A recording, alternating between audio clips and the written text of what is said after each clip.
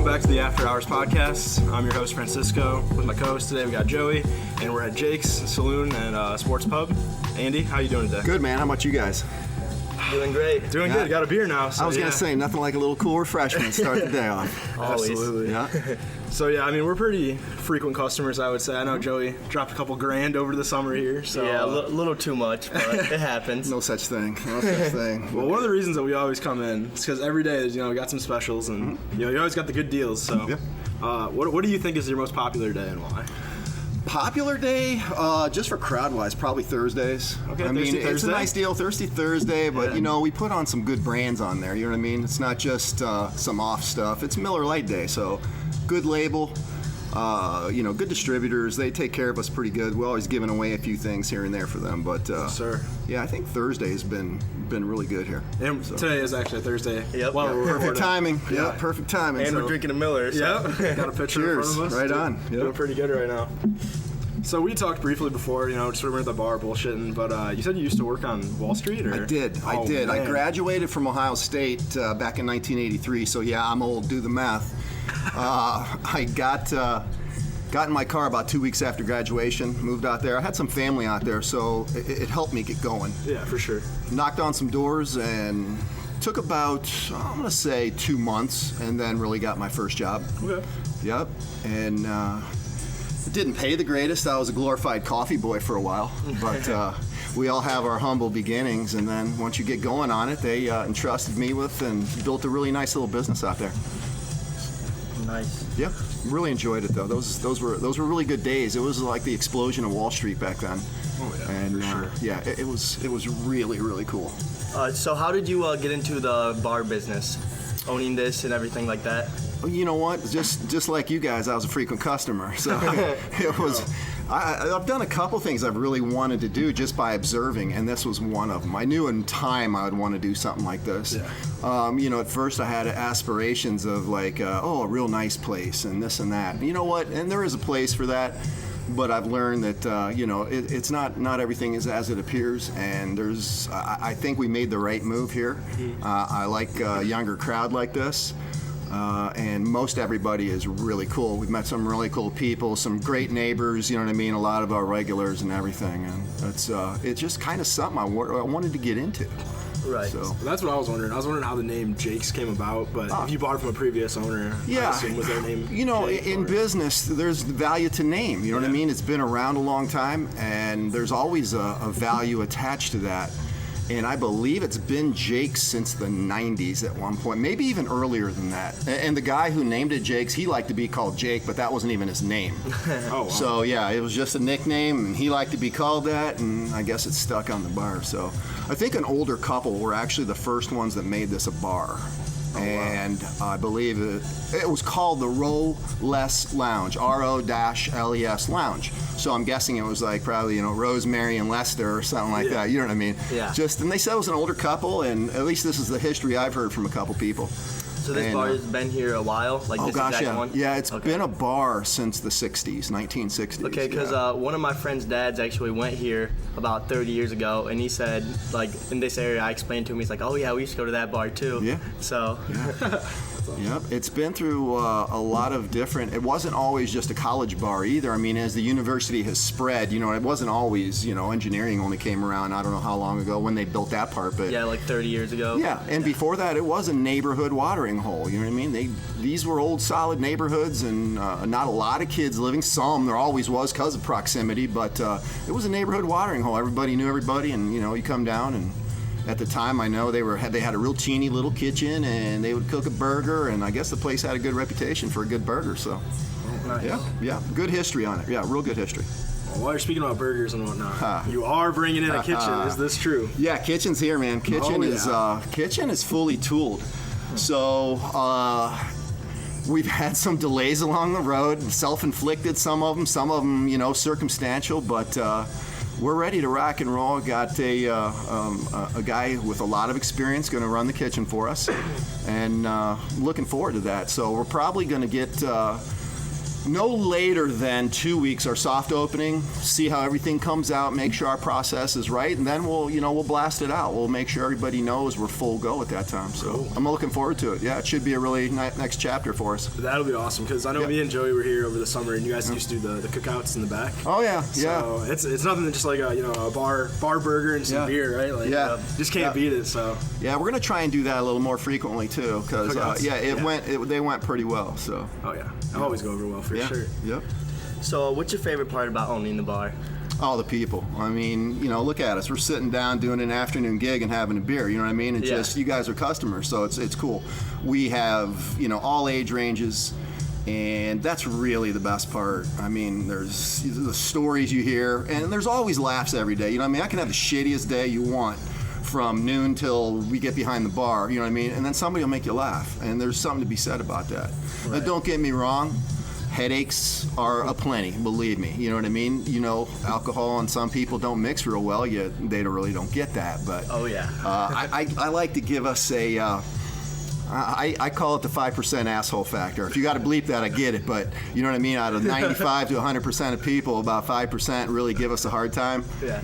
Everybody else is super cool. I mean, it's really been a good experience. No, nothing really gets bleeped on there. Yeah, we're not All gonna right, cool. bleep that. Just wanted to make sure. Yeah, all right. I just wanted to make sure. So, and that's really not insulting. It's just a fact. You know what I mean? It's Right. You get that and you deal with it. I fully believe in giving people another chance. Like we always say, we ban people, and the first thing I tell the management is, hey, tell them they come talk to me. I want to talk about why. You know what I mean? I don't want to hear because I was drunk. I said, everybody's like all paranoid too about things, and we have security cameras around, you know what I mean? Yeah. Just for problems. It's not like we have like the Wizard of Oz sitting there watching cameras, so if somebody makes a bad step, you know what I mean? Right. Hey, you're out of here. But we have to protect ourselves too from incidents, and it's for people's protection too. I mean, if somebody throws a punch at somebody and they feel like, prosecuting them or something, it's on video. The police come over and they take it right off of our system and do what they need to do with it. So. Right. And I can handle the simple stuff, you know what I mean? If something disappears or somebody knocks something out, we can usually track it down pretty well. Right. Some people attest to it. How'd you know it was me? I was like, well, I got your picture, bigger than life.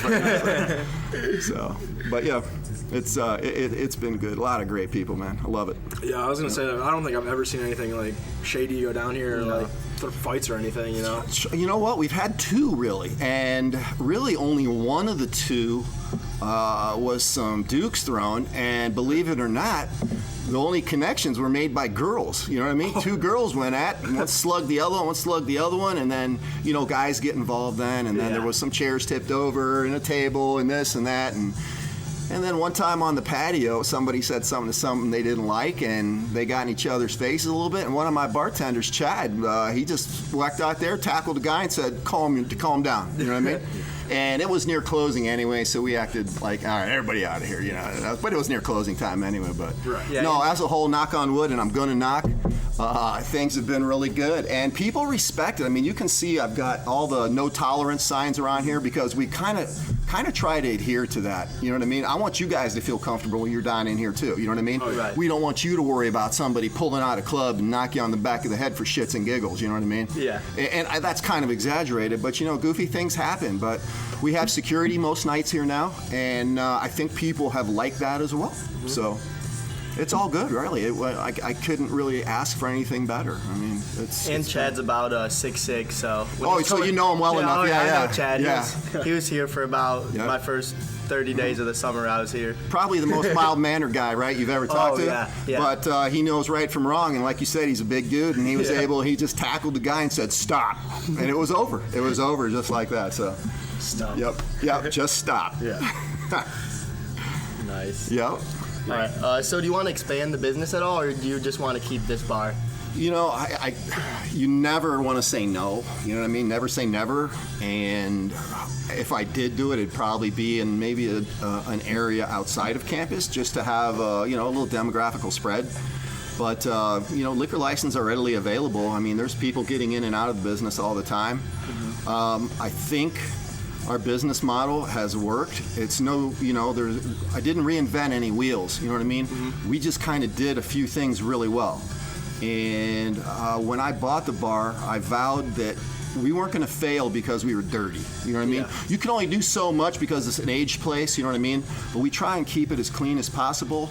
You know, we have a good relationship with the health department and everything. I always have them come in and do preemptive searches and things like that. You know what I mean? Just to make sure things are going that way. I think it makes a better environment for you guys. I mean, again, you know, not everybody respects that, but I think as a whole, everybody likes that. You know what I mean? They feel like, oh, it smells good in here and it's clean and you can see, you know, it goes on, you know, through the early part of the day. You guys are witnessing a typical day before opening, so. Right. Yeah, we just walked in. This place is sparkling clean. Yeah, Floors appreciate are it. mopped, swept. Yeah. It looks so good. So, Awesome, yeah, thank you. We appreciate it. Yeah, cool. So you mentioned that, well, you said you had started owning the bar. Your whole thing was to keep it clean and friendly and stuff. But Yeah. when did you purchase the bar? We took possession August 1st, 2018. So it'll be Okay. exactly a year and a half, the 1st of February. Cool. So right yeah, on, yeah. yep. And it's gone by so fast. I mean, you know, you blink your eyes and then a year and a half, you know, has gone by, and it's good for us. It's done pretty well. I also like to say that we've reinvested a lot in here too to make your guys' experience a little nicer too. I mean, simple things, you know, rocket lights, just trying to make it a little bit more college feel for everybody. All the furniture in here is brand new. There's nothing you can see here that was here when I bought the bar other than the bar top itself, the bar, you know, structure. Right. Everything else is new. Yeah. Were the pool tables here? Pool tables, they were in different locations. Okay. But I just figured if things were going to go right, we'd need a little bit more room. The pool table takes up a lot of room. So there was one out here in the main room, and then those two ancillary rooms, there was one in each. So I was thinking all this square footage is taken up by pool tables. And I just reduced it by one, brought them both out here. But then if people want their own, you know, you guys come in groups at times, like your own little space sometimes out amongst the crowd. So Yeah. we just pared it back and used the space a little more efficiently. And, you know, seems to be going okay. Oh yeah, definitely. So how has digital marketing and social media affected your business? I would say we'd be sunk without it. You know what I mean? If we can't get good word of mouth from everybody, I think we're sunk. I think you can do, you know, bring the clown shows out, put the balloons up and everything, but if people come and say, hey, meet me at Jake's or this place was cool, excuse me, I think that social media especially, you know, where people can communicate instantly, right? You guys will say, hey man, we're down at Jake's. Oh, we're over here. Well, meet us down here. Meet me over there. Yep. I think it's just made it happen. Usually for us, it's me at Jake. So. Yeah. Oh, cool. Yeah, I appreciate it. Yeah. That's what we want to hear. Do you advertise on like Facebook or Instagram or anything? We put up like happenings, you know what I mean? Like there's a big ball game, remind people that there's a ball game or a new special, or just, hey man, it's Saturday night, Mike's playing this weekend, you know what I mean? We'll blast out that, you know, we're having just a little bit extra party this weekend, so, Right. You know, just keep things up, let you guys know what's happening. And of course, we're going to start blasting out food here in the next couple of weeks, so. But, That'll help too. Yeah. But without your word of mouth and you guys' social media presences, I don't think it would have happened. So That's fair. Yeah. I mean, talking about like big sports games, I don't think there's Yeah. any bigger than the Super Bowl coming up here. ha. What are you guys expecting? Bad subject. We're not open Sundays. Come on. Oh, for real? No, not yet. I did. man. You know, when we first opened the bar, I was open Sundays. Yeah. And we had a couple good days where the Browns would play.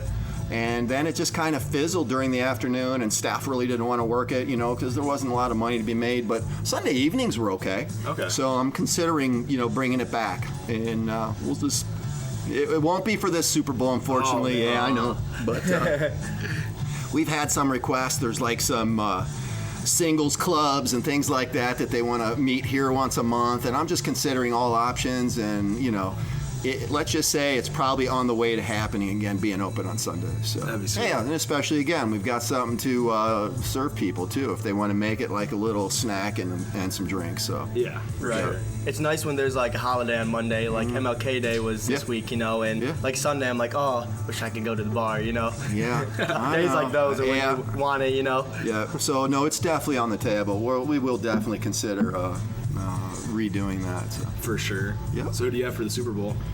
Yeah, listen, I took enough lumps from Pat Mahomes in the AFC playoffs, so I'm going to stick right with him. I think the guy's a special talent.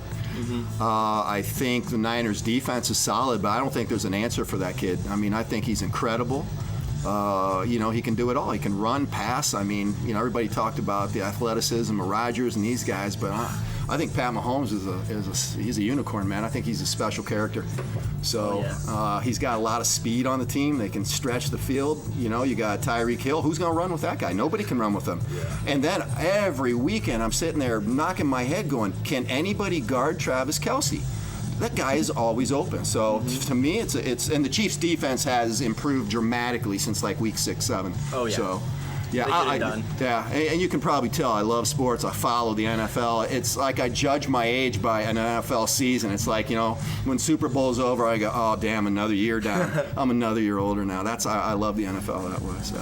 Nice. Yeah, yep. Patrick Mahomes, he's something else. I think Brady's kind of passing the torch to him now. Yeah. I think that's what how it's gonna go. Yeah. I mean, we could be witnessing the new GOAT. Who knows? So. Yep. For sure. Dude, I played against Mahomes in fantasy football earlier in the season. He put up 4 TDs in a single quarter. Yeah. Oh my God, I got murked that week. I think I lost by over 60. Yeah, he's insane, man. Yeah. For sure. That was real rough. One of the questions I always had too was whenever you walk into the corner of the bar, there's the Smurf piss. I always see it there. I was just interested. Like, what's that about? How did it get its name? It was a house drink at the time I bought the bar, and we really didn't change much of it other than it's all alcohol as you see it. Okay. So there's nothing in that basic mix of it that's non-alcoholic. So it's vodkas and blue curacao and some rum. It's it's a little sweeter end Long Island kind of drink. Yeah. So then we cut it a little bit with some soda and some sour mix, and it's a nice refreshing drink. Yeah, but sounds like it'll get you buzzing. It'll get the job done. I can attest to that. So I can too. It's always a good one. What is that, $5? Wednesdays, it's one of the specials on Wednesday, our Blue Wednesday. So have a blue drink on Blue Wednesday. So God damn. Might have to come back. Yeah, I know. So do you know any other bar or winery owners in the area? Good question. I mean, I know of them. I've got other friends in the bar business, and but maybe not in the direct vicinity, or some people peripherally. You know what I mean? Mm-hmm. I've tried to get some conversations started with some of the other guys, but I think people are kind of, I don't want to call them isolationists, but you know what I mean? It's just they worry about their own thing, and that's fine. I'm one of these guys who believes that competition breeds success. And to me, it'd be a blessing if somebody would, open another bar across the street from me, or a restaurant or something, you know what I mean? Just to make us a little bit more destination oriented. Yeah. So, yeah. Joe, a little tough one, huh, Joe? That beer. I swallowed it too quick. Yeah. Take like 3 sips, but yeah. Oh, shoot. But yeah, I mean, I'd be willing to listen to anything from people. I think table some ideas and see how we could, work a little more together instead of antagonistically. But whatever, we'll just do our thing and keep on rolling. So yeah, you're probably biggest competition would be Heads then. I would say so in this area. Yeah. I mean, the Chase's location's a little bit more of a club. Yeah. And we're pretty much just 21 and over. I'll probably ease that for like dinner hours and stuff, but. I mean, hey, everybody has their own kind of environment, you know what I mean? Yeah. And I just figured that if you want to be around a little more of the younger crowd, you've got that, you know what I mean? I don't want to worry about that as much as basically because of the laws, you know what I mean? Everybody tries, of course you guys know, you might have had one, fake IDs are an issue, who knows? I don't know if you did or not. But not us. No, not you guys. Yeah. No, hell no. But it's just, I think it's just a little easier for crowd control and just providing a place for people who have matured in the world of adult beverages. How's that? You know what I'm saying? It's a different vibe. It's a little bit more laid back. Yeah, I was gonna say that compared to like Jed's. Jed's is nice in its own ways, but like the scene here is a little different. It's like feels more relaxed and stuff. For Jed's is like more. I don't know if I want to say upbeat, but just a different scenery and everything. It's a little louder. So, I mean, that's just what it is. So. Yep. Also here too, I noticed there's more frequent like regulars that I see. So there'll be people like we come on like a Tuesday and then it's Sunday and like the following week or whatever. So I seen you here last week, and I feel like you get the same crowd more and more. But Jed's, you don't know what you're getting. Sometimes you walk in and there's 6 people. Sometimes you walk in and you can't. There's no sitting. Walk. Yeah. Oh, like Fridays over there, right? Isn't that a madhouse? I've never been over. Fridays are dollar beers. Yeah. So I've heard that's really a madhouse and good. I mean, that's great. Yeah. That's I again, like I say, it's great to have options, right? Yep. And so it's I hope it all works out for everybody. That's the best thing. Everybody, everybody has a place to go. Everybody can stay in business and provide for everybody. So nice. Yep, it's a good thing. I can't wait till you get a kitchen because beer for breakfast, lunch, and dinner. Yeah. Ooh, brunch would be nice. Yep. Brunch would be nice. Okay. But that's probably a long ways down the road still, You never know. Like I said, I'll never say never, and we're already looking at the options. So. Nothing like good Bloody Mary and some eggs and bacon, you know? Hey, a breakfast pizza, right? Or that, yeah. Oh, man, that was so good. All right, so I do have another question. Fire. What is something that you failed at in the past and then you've overcame? I tell you what, failure.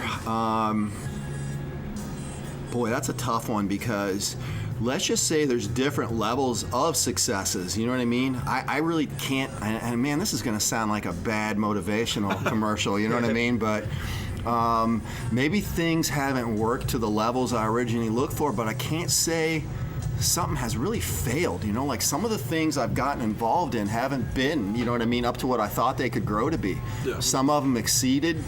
But man, I can't accept failure. You know what I mean? It's just one of those things where we're going to drive, we're going to go hard to see what comes of it.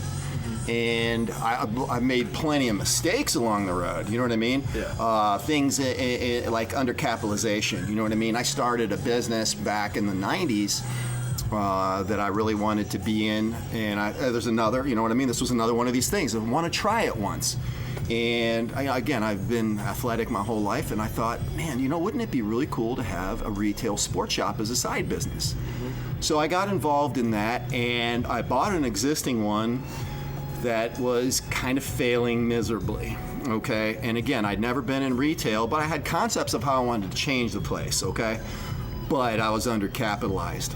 So I couldn't make the changes as fast as I wanted, you know what I mean? People would come in and see, there's a lot of the same old stuff, and just one of those. But then, again, what I was saying about competition, I moved the business directly across the street from a competitor, and things just blossomed there. And I went from that location to 2 locations. So, nice. Yeah, it worked out well, but there was failure in a sense in the beginning. We weren't cutting it, you know what I mean? Struggle, you know what I mean? But it was, again, because in the beginning, it was undercapitalization.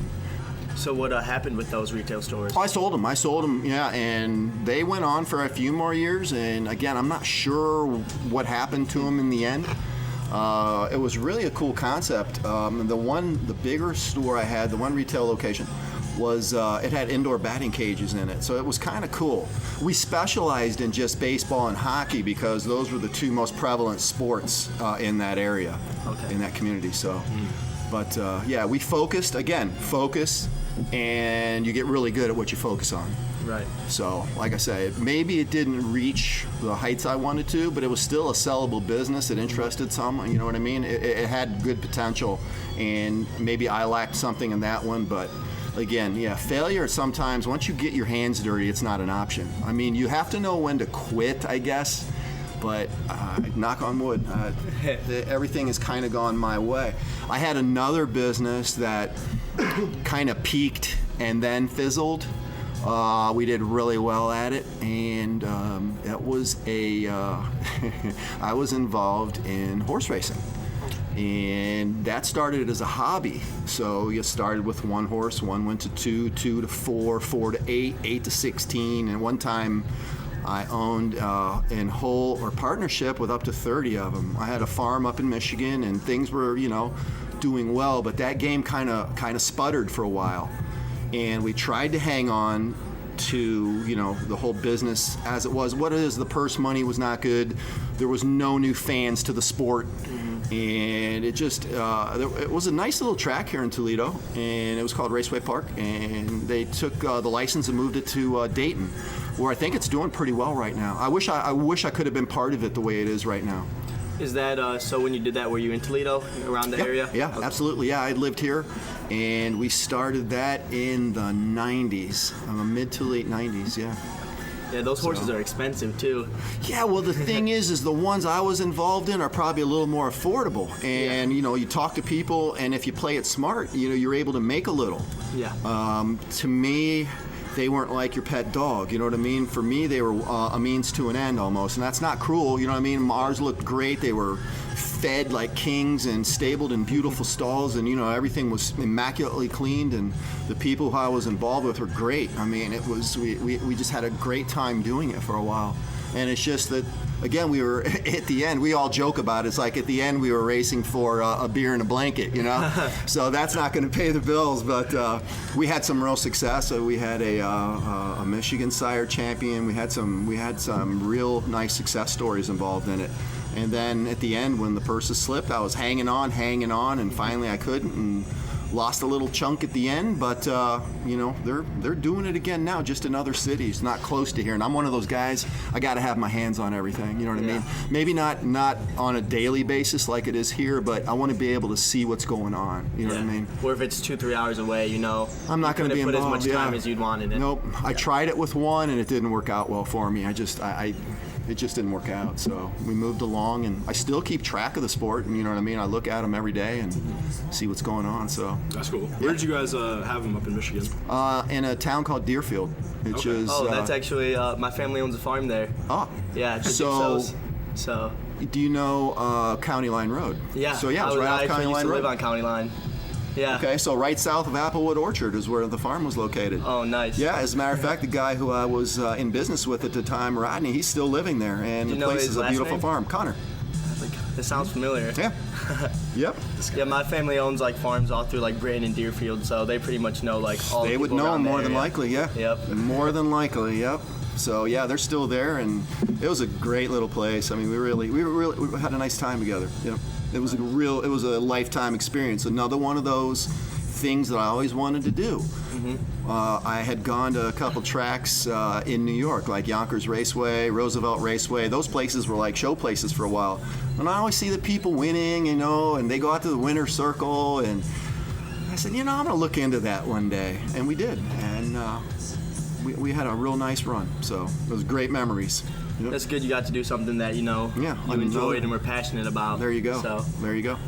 So if you weren't owning a bar, you'd be owning horses, or? Oh no, I probably won't go back to that. No, we had our run. Like I said, I can't do it around here. I could if I wanted to drive hours, but if I wasn't in the bar business right now, I'd probably be flipping homes. I like home improvement stuff, believe it or not. It's I like bringing something back to life, and that's kind of almost what we did here a little.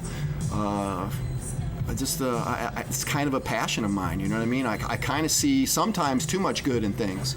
You know what I mean? You can say, oh, I can fix that, and sometimes you can't. Mm-hmm. So. Did you guys fix up the house next door, or was it? No, it was here. Yeah, the previous owner had connected the bar to the house, done a real nice job with that. Okay. And that's where actually the kitchen is inside of the house. It's on the first floor of the house over there that's connected. And I don't know, did I walk you guys through here before? I haven't seen the house. Oh, okay. Well, we'll take a look at it later, but you can see where back in that area on our way is a future dining room that I want to do too. Oh, wow. Hopefully we can do that this year. And that way we can kind of concentrate the food into that area. Mm-hmm. So yeah, right on. That'll be nice. Yep, it'd be great.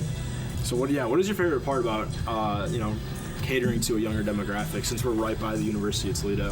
Oh man, I tell you what, it sounds corny and cliche, but it helps keep you young too, you know what I mean? Mm-hmm. If I was involved with a Blue Plate special every day, you know what I mean, you'd be around a lot of older people. Not that I'm young, I mean, I'll be 60 this year. So a day over 40. I'll appreciate that, man. Thank you. Yeah, I try. And I think sometimes you got to believe you're as young as you feel, and it's just, hey man, you guys are what's tomorrow, so let's talk about it and let's have a good time, getting there. Yeah, so for sure. Yeah. So you mentioned you went to college at Ohio State, I did. Right? I graduated in 1983. Yeah. What did you study there? Finance, business finance. Yep. And I had enough credits actually to have a minor in sciences. Oh, wow. So I had gone 3 years to complete a pre-med program. And I had just talked to a lot of guys living in New York. They were making a lot of money out there on Wall Street and this and that. And I was like, God, do I really want to stay in school another 7-8 years? And the answer was easy no. You know what I mean? So there's always times where you look back at it, but I don't look back on that move. I kind of look back on shortening that career.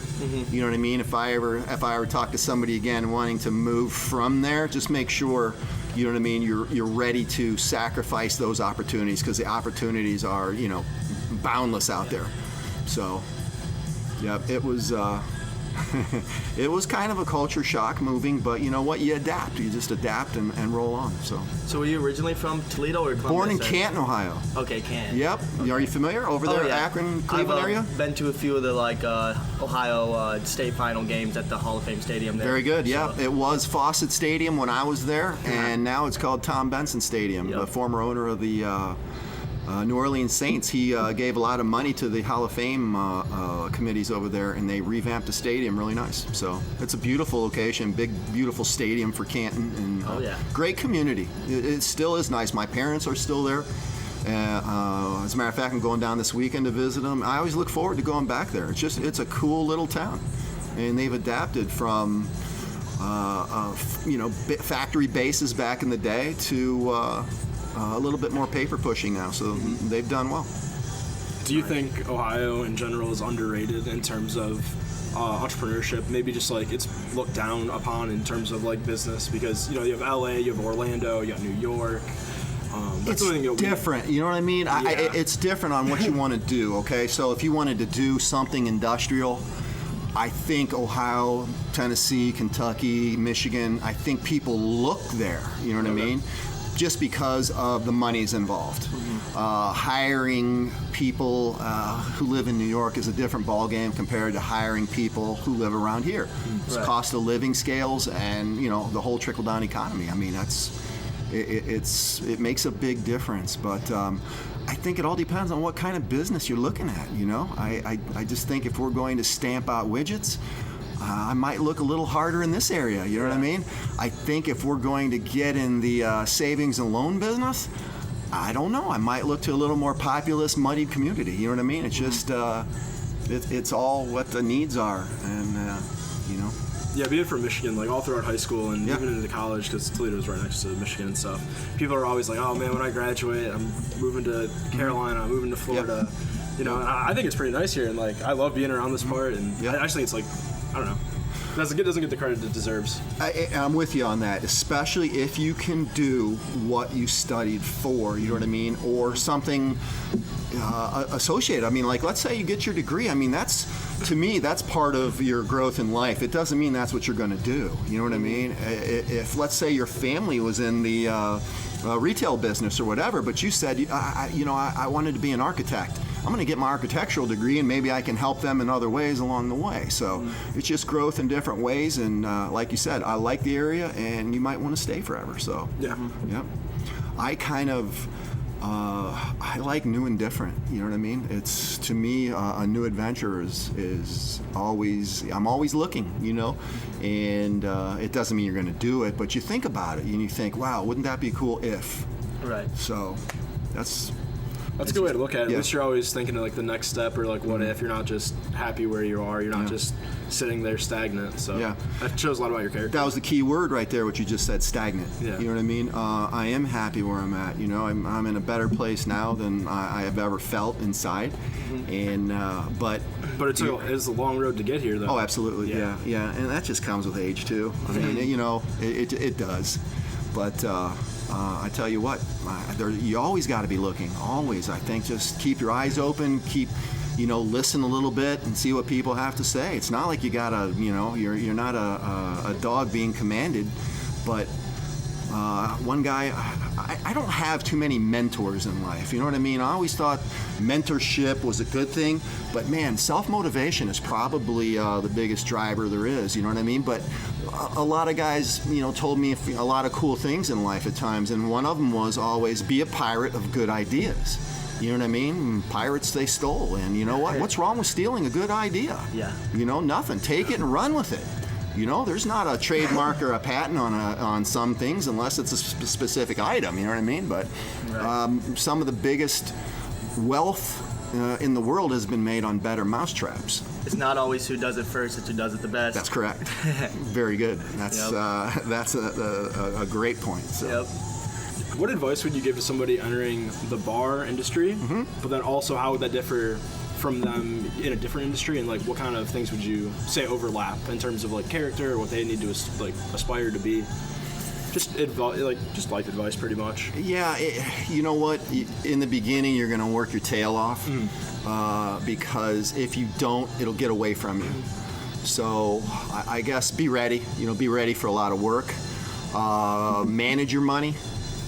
Money's come and go, especially in this business. You know what I mean? But well, one day you'll have a pocket full, and the next day you might not. You know, something breaks, or you want to add, you want to expand, and you know, be a manager of your monies as well. You know what I mean? Think long term. Don't think today.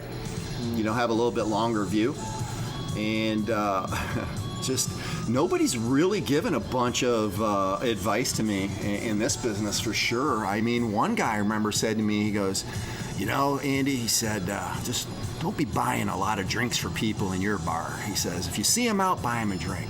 He goes, "Because if you don't buy one then for everybody in your bar, then they feel slighted." And I was like, I kind of get that, you know, I kind of get that. That made good sense. So if you see somebody out, you know, when, you know, you're at another restaurant or bar, you know, always walk over and chat to them, and, you know, we can try and have a beer together or something like that. But, you know, I still value my customers here, too. I like to give a little here and there, so. Yeah. We appreciate it. Yeah, I know. Oh, shoot. So what's your favorite drink? Or beer? Whatever. Drink-wise, you know, when it's a little chilly out, the frost hits, yeah, I like bourbon. I'm an old-fashioned guy. You know, I love a good old-fashioned. I probably shouldn't talk too many labels, but I like the Buffalo Trace Distillery. There's nothing better than a nice old-fashioned from them. When the weather gets a little better, I like gin drinks, actually. I like Tom Collins in the summer. I like gin and tonic.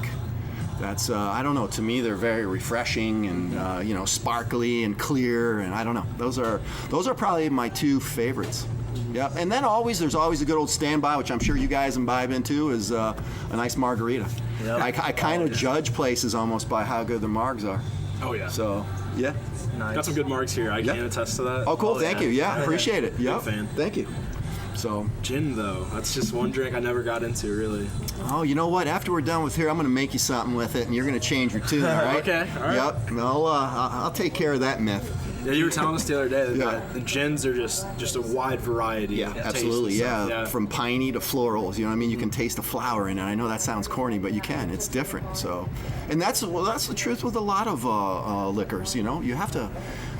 I like to read about them before I taste them so I can actually look for that flavor. I don't have that good a palate. I really don't. You know what I mean? Like, I couldn't take a nice glass of wine and dissect it for you. I'm not like that. Yeah, I'd love to earthy be. undertones. Yeah, you know what? For me, it's like body. I like it and I don't like it. You know what I mean? And some of them are a little drier. Some of them are a little more full-bodied. Those I can give you, you know, but totally dissecting them, no. I admire the guys that can, because, you know, they'll look for it and then teach us about it, and that happens with good bourbons and any drink, really, like we were discussing, the gins. And I think vodka might be a little tougher to dissect. I can taste the difference between grain vodka, potato vodka, and corn vodka. You know, I mean, you can taste those differences if you're not mixing it, but I'm telling you, there's education in this stuff, and there's broad ranges of flavors and scents and everything like that. So, no, yeah, we know how that goes. But if you want to learn more about wine, we did a podcast with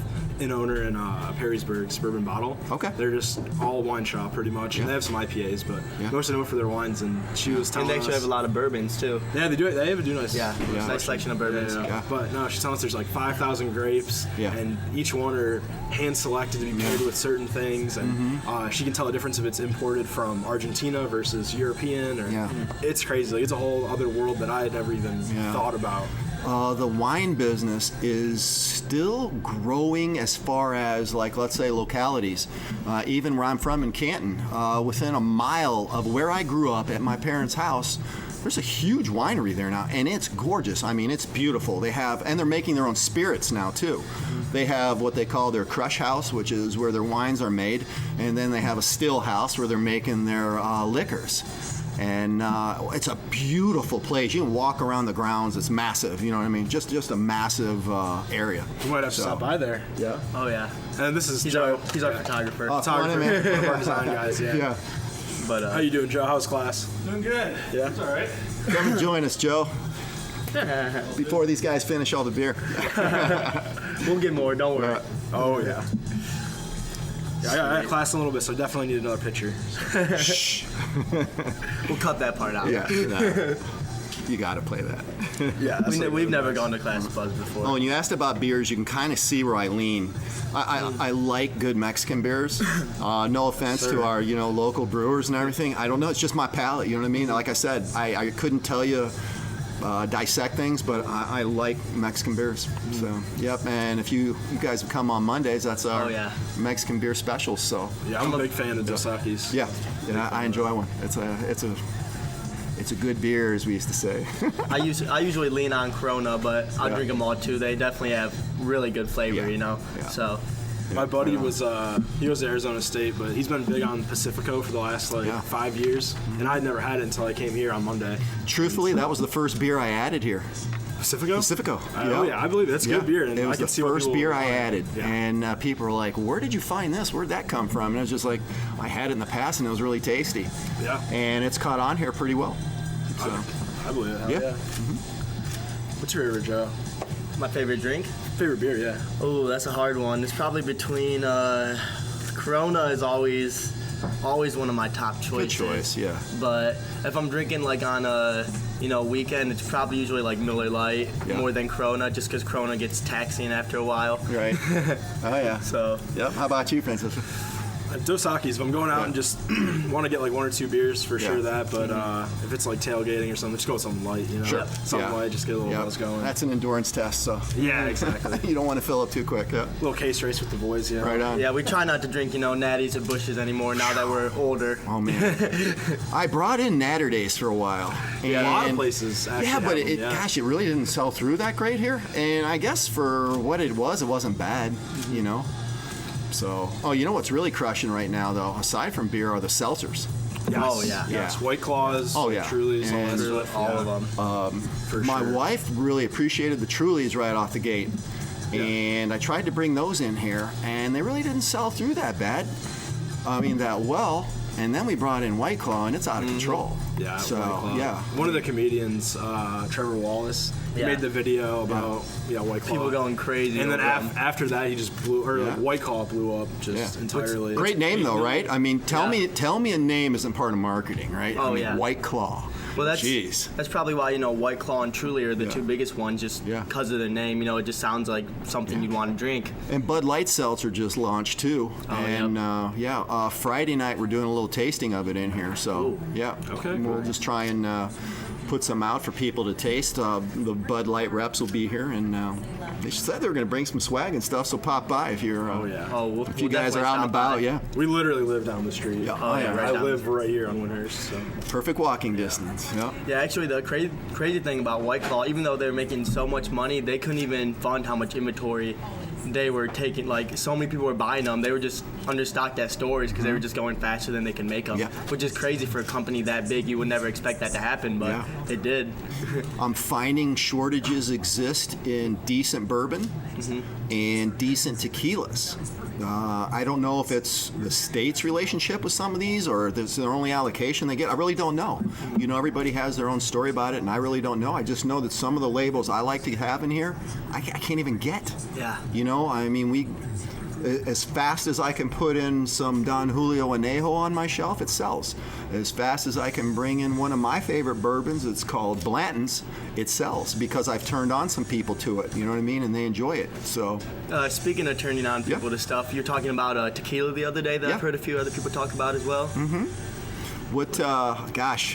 I try and keep at least 15 on the shelf. So we expanded that dramatically. I mean, I have more tequilas than some Mexican restaurants do, and not that that's good or bad. It's a nice experience. And what I wanted to get into, which I haven't really started yet, our flights of things. So I'd like to do, 5 different flavors and ages of tequilas and in a bourbon flight, and we're going to add that here shortly.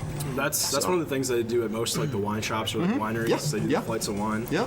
I'd never heard of it until like 6 months ago. Yeah. But it's a really cool concept, and then we even went on a tour, Toledo Spirits Distillery. Yeah. And that was awesome. Like, you got to try each of them. Like, what was it? 2 vodkas. Yeah. 2 vodkas. A whiskey, a bourbon, something. Yeah, there's 6 different ones total, but A they were all gin. they were all gin. Yep, they were all great. And then we got to see like how they were distilled in the back and stuff. And I heard they're doing a real nice job cool. down there. I haven't been down yet, but I have tasted some product. You know what I mean? A couple of friends had brought me some over just as a gift, and I like it. They're doing a nice job down there. Oh yeah, super good too. Yeah, and some of their stuff, it's for 100 proof, it's like $25 a bottle, Right. and it tastes like as good as any 70 proof, so it's way worth it, Right. For sure. Yeah. No, definitely make your way down there. Yeah, we were gonna try and get a podcast with them, so fingers crossed. Hopefully. Oh yeah, in the man. future. Well, I hope they hear us and like what they hear, right? So. Oh yeah. For sure. We I don't know. How did we get down there the first time? To Toledo Spirits. Yeah. What was the networking event we went to? I can't even remember. It was a Jumpstart networking event, I believe, wasn't it? Okay. I couldn't remember Yeah. what it was. This was a little while ago. Yeah, but that was a good time. Met a lot of people. Saw that. I didn't even know that was like around that area. But it was nice. Yeah, For sure. What's your favorite liqueur, you guys? Like, what do you like when you're not on the beer? Oh. I can go for usually Crown. Crown Apple Another and Sprite. bar favorite. Yeah. Yep. Or second choice is always a hard one. Captain and Coke, those are usually my go-to. Yeah. Crown and Sprite or Captain and Coke. Gotcha. All right, I'm gonna throw out like a weird flex here. Nah, go ahead. Come on. But you know how like Jaeger, Red Bull, whatever. Absolutely. I think it's good, but I think it is slightly overrated. Yeah. The new thing for me has been Crown Apple Yeah. and Monster. Okay, Wow. it's a weird flex. Never tried it. It's a little out there, but I will tell you, like just the traditional Monster can, Yeah. it has an apple aftertaste to it. So you mix that with it, and Goes well together. oh huh? yeah, just like Interesting. apple Yeah. whiskey. It's really good. Yeah. People always give me a weird look though. Yeah. But I think it's really good. That's been my favorite recently. Very cool. Yeah. Very cool. But in terms of liquor, man, I'll drink anything. This guy knows. Yeah, we'll both drink pretty much anything. Shoot. My dad was a big bourbon guy, so Yeah. I had a decent amount of Bullet. Yeah. Not a few years back, but I still could drink that to this day. So Again, great marketing name, right? We're on Yep. the way Bullet. Who wouldn't like to have a Bullet, right? Yep. Let me have a Bullet bourbon. Yeah. Sure. Great name, great marketing, good product though too. You know Oh, what I yeah. mean? I'm not downplaying it. It's a nice product. Yep, two rocks and glass of it. Yeah. It's good. I think too, where you'll notice on our shelf here, I probably neglected a little bit of the rye whiskeys, only because they always say don't inflect yourself into your product. But I haven't really developed an appreciation for them, and I'll take suggestions from people that do. You know what I mean? So anybody out there who will hear me say that, come on in. We'll talk about it and let me know. What ryes might be a nice addition to our shelf. So. Well, that's good. You're trying one of the alcohols you don't know about. You're trying to learn more. Oh, about, absolutely. so. Always. Yep. You got to learn, man. As soon as you think you know it, you're dead. It's over. exactly. Yep. So it's a changing, pardon the pun, but it's a very fluid market. So Right. yeah. So. What do you think about some of the newer stuff that's been dropping lately, like White Claw? Are you a fan of it, or? It's not bad. I mean, to be honest with you, I don't do it regularly. I'll have one a month maybe. But if you force me to have one, I'm going to have the lime flavor because it's the lightest. It's the less sweet. Yeah. Okay. But I think because they're a lower carb item, it's sparkly, it's refreshing. You know what I mean? I get it. I totally get it. But, I mean, That's fair. for me, there's nothing a nice, cold, refreshing brew wouldn't do either. So Exactly. Right. Yeah, I feel like with the seltzer, they are low-cal. They taste Yeah. good. I like the lime as well. A lot of people don't. I don't know why. I think it's nice, light, refreshing. Yeah. And, they also have a pretty decent percent of alcohol, so that's probably why Yeah, people that's- drink them too. yeah, they're what, 5 and change? Was it 5.4 or something like that? Yeah, I it's think so. 5+. Yeah, that's what I thought. I thought they took over. Mango's getting real popular. Oh. So believe it or not, I I'm swear. really not a fan, honestly. honestly. Mango has black cherry here is number one. I love black cherry. Yep, it's the number one seller, and mango's catching up, believe it or not. So I like them all but raspberry. I can't do raspberry. Yep, that's my wife's favorite. Watch it. And just drinking raspberry brunettes when I was younger probably brings back flashbacks. Yeah. Oh man. Never again on that. You serve brunettes here? Please say no. No. As a matter of fact, I changed it over a lot of the well, and I actually tasted everything in it. Yeah. There is still nothing from when I bought it. Oh, wow. I've changed pretty much everything. As far as the base alcohols for the well. Yeah. You know what I mean? The vodka, the tequila, the rum. Oh no, I'm sorry. The spiced rum is the same. Okay. You know, in our wells, Lady Bly. Good, decent taste, great price point. You know what I mean? Yep. You can have yourself a nice drink for $3, and on Tuesday it's $2. You can't beat it. Yep. So that's actually another one of my like drinks that I go to. Pineapple and like a dark rum, pineapple juice. Sure. I'm a big fan of that. Yeah. I've never heard of that one. I know. It sounds very. I feel like it'd be a good mix, though. You know. It's really good. We went out a couple nights ago, me and Matt, and I showed him that, and he had never had it. He was like really impressed. So. You know what else is really cool and interesting? And I know this is off the seltzer and beer topic, but what I'm finding is bringing back like a little bit of the time of some of the shots that were popular when I was young. Okay. A lot of people don't know them now. Very few people know what a kamikaze is. You know what I mean? Oh yeah. So I started bringing them back. You know what I mean? It's interesting because if you weren't exposed to it, I guess you really, you know. But back in my day, that was like the go-to shot if you didn't have just a straight-up shot of tequila or something like that. So Right. I want to try and. We'll probably get a shot menu put together. Most people know what they want, but I mean, if they see something kind of different, I'm not going to have 100 different ones, but just maybe make up like 5 to 10. You know, something that's really tasty and different. That like let's say, do you remember a booze called Midori? You know, it was a melon liqueur that nobody uses anymore. Back in my day, back in my day, it was a big seller. Is it like a turquoise shot? It's green. Okay, it's pure green. I've had that before. I've had but it's a mixer. I wouldn't take it straight, but it's something you can use to make a real nice shot. Yeah, I'm pretty sure they use that when they make dirty marijuana. It's like a shot with like marijuana in the name, and it's green. Yeah. It is very apparent green, and it's mixed with, I believe that, and then vodka or something. I don't know. I like taking the kamikaze and adding things to it, and so I'll probably try a few more of those, you know what I mean, in here, show them to people and see what they think. So. Oh, right on. Yeah. So for the listeners that don't know, what is in a kamikaze? Oh, that's vodka, lime juice, and triple sec. Nice. But then you can add, nice colorful things to it because it's mostly clear. The lime juice has a little green tint to it. Yeah. But if you add like a little blue curacao to it, it turns it a real cool turquoise. And all of a sudden, it's a whole new flavor to it, because it's a little more fruity, citrusy flavor in the blue. Yep. So it comes out really nice. It looks nice and tastes good. So what else would we ask for? Right, yeah, for sure. All right, so we're on the topic here. We're getting into some drinks. Yeah. What is your hangover recipe, or do you have one? Besides a lot of water. Let's just say it's going to sound again like old school cliche. Probably either a mimosa or a Bloody Mary. I mean, they're flavorful. Yep. It eases your, the craving, and really, I know a lot of people say that's crazy, the hair of the dog recipe. Yep. But you know what? It just takes the edge off a little bit. And trust me, I wouldn't do multiples, but it just. I mean, come on, everybody knows, what the alcohol does. It's, you start craving it, and I think a little dose eases you through to the finish. And believe me, it doesn't happen to me very often anymore. I've gone past those days. And, I think it took me, and nobody believes this, but my staff and some of the regular customers, not better, or just regulars, will know it. I don't drink in here very often.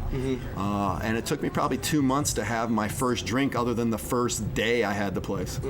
So it's I don't know, it's just my work environment, but I've eased up a little bit, and also I have to drive home, so that's not a good thing either. So if I do have a beverage here, it's usually earlier. So Also not burning through your own inventories. Oh, yeah. No, we're pretty good on that. Actually, I've had some Bloody Marys here. You guys have probably like top 3 I've ever had. Thank you. Like, Appreciate it. Amazing. Yeah, we try and put some of the freshness into it. You know what I mean? It's just not a straight bottle recipe. Yeah. We'll add some freshness to it. Yeah, you guys don't put a little bit of zing zang and some vodka and call it good. Oh no, it's fresh horsey. We got some garden goods go in it, and yeah, we try and do. I always squeeze a little fresh citrus in it too. Yep. So nothing against people that do that. I like Frank's in it, but I've got the Tabasco on the shelf as well. I think a little Frank's isn't quite as just heat. Frank's adds flavor, and I also put Worcestershire in it. I think Worcestershire sauce adds a nice flavor to them. That's what my dad does. Yeah, there you go. Shake them up and go for it. Yeah. No, I feel that for sure. Yeah, Bloody Marys are definitely one of my go-tos. And actually, I started drinking them because one of my friends was like, oh, have one here. And I'm like, all right. So I had one. I think Mike made me my first one ever. And I had it. And I'm like, that's good. And I was hooked since then. Yeah, that's great. You got to appreciate the staff. I mean, for sure. Our staff here, it's really a well-trained group and not trained by me. Everybody was like they did good at what they did, and we've put them all together. So everybody has their own strengths and weaknesses, which is good too. We're definitely not a cookie cutter staff. I mean, you can see everybody here, and there's every diversity we could have here, and I love it. I mean, we haven't had a bar person turnover in almost a year. And I hope they like it that much. That's what you want to believe, you know what I mean? But I know that, if my clients, if our crowd doesn't like the staff, it's over, you know what I mean? Yeah. So because you're not always in here with a big bunch of people. Sometimes you're just up there, 2 of you with one of our bartenders and having a chat, so. Yeah, actually last night it was just me and Drew in here and Mike. Yeah. And yeah, that is definitely one of the things I think people would go here for because, whether it's 10 people or, 50, everybody pretty much knows all the bartenders, which is really awesome. Yeah, and like I say, it's really a cool, eclectic group, so. Oh, yeah, for sure. Yeah. I was just going to say Pedialyte, it's my hangover cure, but well, yeah, is that what's new out there? I mean, I can't ever say I did that. Pedialyte? It's not good, though. No? Really? I mean, it works, but it's not good. No, I disagree. I think it's definitely palatable. Yeah. This is making it sound like it's like Robitussin or something. It's not that bad. I just rather have a Bloody Mary, I guess. All right, so here's a question. Yeah. Is the puke and rally thing a real thing? Oh, absolutely. Oh, my God. I don't do it personally, but a lot of people do. Oh, my God. It was like, I heard this, and I was like, you got to be shitting me. I was like, really? You really want to have more now? Oh, God. It's definitely a big thing. I mean, we won't let it happen here, but, if somebody's sick, you're gone. I mean, you shouldn't be that. We should, you can't be serving people that are that way. But some people hide it well, and, Yeah. The puke and rally thing definitely isn't for, like, a bar scene. Yeah. It's for, like, the tailgate scene. It's like a tailgate. Maybe good. like it's like a Halloween party or something, and like you start early. Yeah. But really, I mean, no one goes out to a bar to puke. I always thought it was a myth, you know what I mean? But it's a real thing, huh? All right. These young kids are crazy, man. Yeah. Tide Pods. Yeah. Listen to the sage old man here. Oh, shoot. That's definitely a tailgate thing. And do you notice, like, on Saturdays, people come in before or after the game? Like, we're after the game. Yeah, okay. Yeah. After or during. So, great story. Like, one of my first real, moments in the bar was when the University of Miami came to town. And we knew we were going to be kind of busy. But the game turned out to be a kind of a blowout. Miami it was a good first half, didn't they? Yeah. I remember watching. Are you talking about the first year? Well, okay, when they came here. Yes, when they came here. Yeah, Okay, when the Rockets went down there, they did a nice job. That was a great game. But Miami put up some points quick. A lot of people left the game, and we got steamrolled, and we weren't ready for it. Yeah. So I had all hands put out there. I didn't have security force in, you know what I mean, that early. People just started marching down here by about 2 o'clock or whatever, and it was just overwhelming at that point. And we actually just had to shut the door. And you hate doing that, you know what I mean? But we weren't ready for it. Oh, yeah. But we've been ready ever since. So, yeah, I mean, you can go if you want. I was gonna say, the Miami game. There was probably 40,000 people here. It was insane. Actually, when I was in Miami, I took an Uber, and the guy went to University of Miami, and he said he came here for the game, and so did a lot of his friends, which I was really surprised about. But I was just noticing there was a lot of people from Miami here, and everybody from Toledo. So it was one of the most packs I've ever seen this campus. Yeah. So that's wild. No, what I was gonna say, a little insight into the fraternity life. Me and Joey, we're in the same fraternity. Right. There's one thing from the Greek life. We always, if it's a noon kickoff, we're in the parking lot starting to drink 8, 9 a.m. Oh yeah. So it's really common that people leave the game at halftime. I usually do myself. Yeah. Just because, especially the first couple games when it's hot outside, you're like, all right, I had enough of this. I'm drunk. I'm gonna go. Yeah. I'll leave if it's a blowout either way. If it's a good game, I'll usually stay. But like he said, I don't start that early. I'm not that wild. But if it's a noon game, I'll start at 10, and then leave at halftime if it's a blowout either way. So when I opened the bar also, when I took over, I should say not open, I tried Saturdays at noon because I figured, oh hell, everybody's going to come down and watch, some NCAA football. Yeah. No, not so much. I mean, people are kind of recovering from Fridays, or like you said, you're going to tailgate if it's game day here.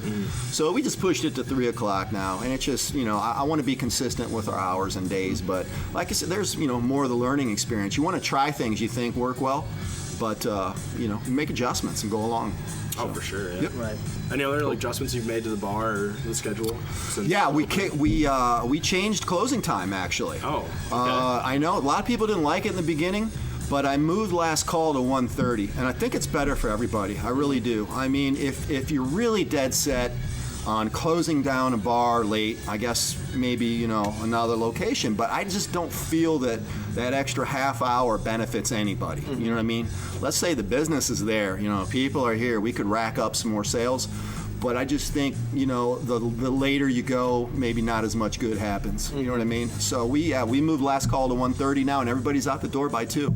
That's unless you're waiting for your Uber or whatever, we let people wait inside here till they come. And I actually know a couple bars that they push theirs back to 2:30, not to serve more, but just so that they can get their last call in at 1:50, and then whatever, and then open till 2:30. But that's nothing good ever happens after. Oh no, man! The later you go, the less chance of something. I think good that's a quote, isn't it? Nothing good happens after 2. Oh, absolutely. Like yeah.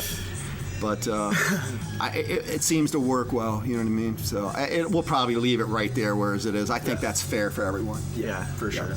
Well, I would say, especially if the inside's still open and you can wait for your Uber or whatever. Absolutely, yeah. I'd never shove anybody out to the cold or the rain or anything. So, but. Right. Especially during the school season when it's cold, 80% of the year for school, For sure. That sucks.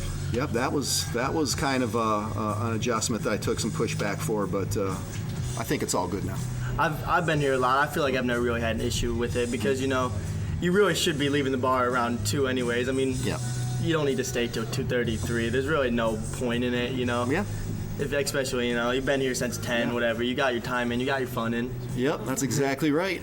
Should we switch to some of the off-topic and fun questions I was just looking at wherever you want to go, let's go. I'm in. I like it. Yeah. Random questions. So that's cool. One of the reoccurring ones that we always seem to get a good answer for is a ghost or paranormal story. Maybe not in this bar, but I don't know. In your life, you got any good ones? Yes. Okay. Right off the bat, yes. Okay. So. I was living with a buddy of mine. We took this apartment. It was a half a duplex. And we were in Oyster Bay, New York. That's where I was living. I was commuting into the city. I was working. And you're going to think we're crazy, okay? But water would run at night. Your faucet? The faucet in the kitchen would run at night. And we were like, what in the hell? We go down, and the water's running. What's going on here? We turned it off. Had plumbers look at it. Nobody solved a damn thing, okay? There was and we asked the owner, and he just kind of chuckled at us, and he says, hey, you know what? There might be ghosts. And I was like, come on, Mr. Lavery. He just shook his head. The guy it was like, oh, man. So that was my only encounter with that, so... That's pretty wild. But it's crazy, man. We would look at each other going, no, not this again, please, no. And you'd creep downstairs. You don't want to see anything, or you'd be ready with a bat to somebody in our house. You know what I mean? And it was like the water turned on. I was like, oh my God. We never solved it. I feel like there's always, those one or two ghost-like stories that happen in your life. You're like, ghosts actually might be real, because I've seen a few things too. You're just like, it's hard to justify it any other way, I'm like, God, is this really happening? And it did. And was it an older place or anything? Oh yeah, it was a real old place, but it was really cool. It was a really neat, big duplex, and the owners lived in the one side, and my buddy and I had the other side, and we never solved it. That's okay. So yeah, I'll share mine. So we live down the street here on Windhurst. Most of these houses are pretty old. So me and my roommate Evan, we had lived across the street from the house we currently live at, literally across the street. So this was last year, and we didn't even realize that like our mirror in our bathroom, it was a medicine cabinet. We didn't realize it even opened. Yeah. So one night I wasn't home. Evan walked by. He walked by the bathroom and he saw it was wide open. And he like called me. He's like, "Yo, you've been at our house." Like, I didn't realize like we have a medicine cabinet. And I was like, "What are you talking about? We don't." So we never figured that out. Maybe someone was in our house, but that was one of those things we never solved. Yeah. So awesome. Yeah. That was weird. I have a pretty crazy one actually. So my grandma's always been like big into like paranormal stuff like that, and her and my mom and some of her friends were actually doing the Ouija board. Yeah. She was probably about 10. Her younger sister was 4, and they were doing the Ouija board in the attic. And the Ouija board told them their house would burn down. 2 weeks later, my aunt got called in the bathroom, and a candle. She accidentally hit a candle into the trash can and then just ran out, and their house actually burned down. Oh. Like, I don't know if it's just coincidence, but that's the craziest thing you make the call. I've ever heard. Like I said, it could be coincidence or... Right. I'm looking over at Joe right now. Poor dude's house just burned down. Oh, man. Yeah. Oh, yeah. Literally right there. Yeah. I walked over and looked at it. That was rough. Surprised Brandon's house is still standing, honestly. Oh, man. That's right. I mean, you can, feet away. Yeah. That's crazy. Yeah. So we'll go with this next one. What is your dream car? Oh, that's pretty easy. It's the Porsche 911 Carrera 4S. Yeah. It's just so traditional sports car. I actually owned a 944 in my day, which isn't on the same planet as the 911s. Yeah. But, it had its pluses and minuses in its day, but it just taught me a lot about, what sports cars really were, design, and that 911 is timeless. I mean, from the 60s through now, it has that same basic shape. And, it's just this road-hugging, powerful, glove-like, just piece of machinery. And if I have my shot at it, that's what it's going to be. I mean, that's always been my dream car. How about you guys? 1967 Ford Shelby Mustang. Oh, GT. muscle, yeah. All right. Muscle. I saw it on, was it Gone with the Wind 10 years ago, and I've just been in love with it since. The gray with the black racing stripe. Oh, yeah. Yep. Very cool. For me, like 84 Buick. No, I don't know. I've never really put thought to it. Cadillac Sedan DeVille, huh? Yeah. 84, no. I don't know, with all these like Teslas and shit coming out, like I think that's gonna be the new wave. It'd be pretty cool to like have a car that can almost drive itself. Tesla Roadster. Too electronic for me, man. I want to feel this thing. You know what I mean? And that's Porsche's specialty. Yeah. So the way I look at it though is, how much time you spend driving and stuff. These are our business partners. That's my roommate Evan, and then that's our friend. Hey man, nice to meet you. Nice How are you? You too, man. How you guys doing? Yeah, what's going on? How are you? We're finishing up some off-topic questions. You too.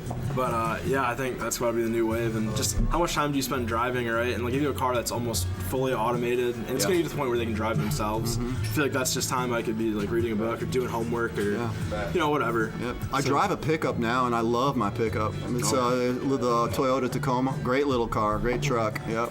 Solid as hell. That's what Eli has, I'm pretty sure. Yeah, it is. Yeah. No, it's a nice car for sure. Yeah. And having a pickup truck, are you like that guy? Your friends call you like, "Oh, we gotta move the bed," No, because it's not full size, luckily. Okay. So it's a small one, so I don't have to move furniture or too much stuff around. Yeah. Nice. It's definitely the biggest upside to having a truck is you can move all your own shit. Yeah. All right, well, I think we're about to wrap up here. I don't know if you have any questions for us. Yeah. Man.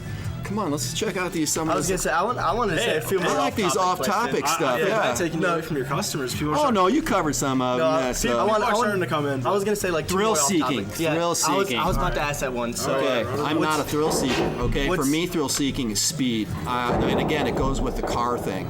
Yeah. So I've always wanted to sit in a non-governed Indy car. You know what I mean? I want to feel to go 220. with your ass 6 inches off the ground. Yeah. You know what I mean, that's kind of my thrill. I don't do bungee. I don't parachute. Skydiving? No, man. I would never jump out of a perfectly good airplane. So, yeah. Hey, my first time ever actually in an airplane, I jumped out of one. Oh, so, God. fun fact. Oh, that's crazy. Yeah, So, I've never been in an airplane, so I didn't really know. And then they just time to took you jump. the edge, and then time to jump. So, All right. Yeah. But Parachute. so have you ever been like snowmobiling, anything like Oh, that? absolutely. 'Cause you Yeah, can get pretty snowmobiles are fast on fun. Oh, those. yeah. Yeah. Had one out at the farm. They were fun. Yeah. Yeah. Always. Yeah, you can get rocking on those suckers. They're quick. Oh yeah, I tried telling him. I'm like, our snowmobiles go 160. He's like, no way. I'm like, yeah. Oh, yeah. I didn't believe him. If you soup them up, they go 160, Oh, yeah. no doubt. Yeah, for sure. So what was the last thing you ate? Today, the last thing I ate, let me review. It was leftover chicken, that's right. Fried, baked? No, just a leftover baked, yeah. Nice. Yeah. Very nice. I stuffed it in my mouth and ran out the door today. That was it. After about 3 cups of coffee, so. Oh, yeah. Yeah. Big on the caffeine? Huh? Big on the caffeine? Oh, yeah. If I don't have it by noon, I get the headache. So, yeah, I'm one of those. Do you dabble in like energy drinks or anything like that, or? No, not regularly. Once in a while I will. So, but it's not a regular thing. Yeah, I'm definitely the opposite. I don't really drink coffee too much, but one like Bang or Monster or something, I'm wired for the day. Right on. I'm in between. I drink anything that has caffeine in it. So, cool. All right. So we'll end it with this one. Cool, Where is one place you'd like to go in the near future? Another pretty easy one. I've never been west of Las Vegas, so I'd like to hit the California coast. Absolutely. You know, fly in maybe to LA, take the coast run, and a nice 911. And hit the wine country. That's easy, yeah. That's definitely a bucket trip. Nice. Yeah, I mean, there's some of the best restaurants in the world out that way, and I've never seen the West Coast, never seen the Pacific, so I think that's one of them. Yeah, you definitely got to get out there, though. Yeah. Oh yeah, I was gonna say my dad was just in Cali for the past month, and he will not stop talking about the sushi. He's like, it's better than everywhere. It's, I believe it. It's just the best Believe it. ever. You gotta have it. You gotta have it. I'm like, well, take me to Cali then. Yeah, you know? man. Oh, I love sushi too. Oh God, that'll be great. Yeah. So, yep. All right, we'll wrap it up there. All right, guys. Thanks for Yeah. thanks for No, being on I the show. appreciate it. Thanks very much. Yeah. Any like socials or where can they find you? Anything you want to plug? Oh, you know, on all our standard stuff, Instagram, Facebook, and Is it at Jake Saloon? yeah. You know what? It's at Jake Saloon 419. That's I it, believe. 419. Okay. See, at least my customers know. Dumbass owner doesn't know, but yeah, the customers know. I appreciate that. Cool. But yeah, we're on all 3 big ones. So Thank you for your time. yeah, no, thanks guys. Thank you. Yep. Cool. Sweet. Nice.